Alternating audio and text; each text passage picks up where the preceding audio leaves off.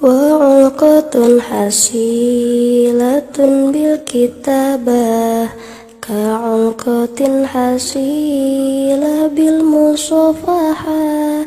Wa'ulqatun hasilatun bil kitabah ka'ulqatin hasilah bil musafahah. Ngahubungkan cinta hasilku tulisan, kaya hasilna cintaku sasalaman. Yakni iya syair anggap perwakilan diri abdi ka anjeun teh dedeh pisan. Jauh kisah cinta nutos karandapan, merjuangkan cinta entos bebeakan. Barang anjeun dongkap bade ngahitbahan, hanjakal cinta urang teu direstuan. Memang nage salah urang ngambil langkah, enggal-enggal teuing hoyong geura nikah. Bakat kasienan anjeun kapayunan, tika gancang dina ngambil keputusan. Tiap wengi cai so cai rag-rag, kadang mah asa ditindihan ku jagat. Ngajarit kadat anu masihan cinta, abdi hoyong sepuh hatena kabuka.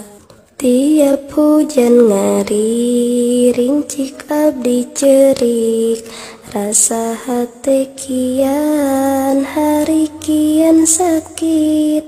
Embunglah embung kuring asa dicekik, kan batin ngajerit maratan langit. Kunaon atuh tiap aya kasenang, jeung nalika abdi keur aya kahayang. Sepuh teh sok siap untuk menantang, dengan 1000 alasan dihadang. Ayeuna mah urang we saling nguatkeun, abdi mah moal nepi ka ngajalirkeun. Kana janji-janji abdi nu ka anjeun, kitu oge anjeun ulah mopohokeun. Wahai zat nu maha ngabalikeun rasa, mugi nu mibakeun ka sepuh kaula.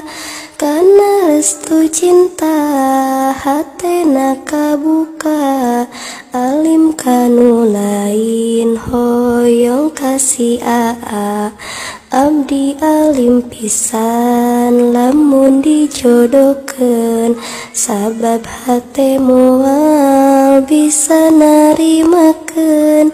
Teu bisa ye cinta nu utuh dibikeun, kalalaki liya nu teu dihayangkeun.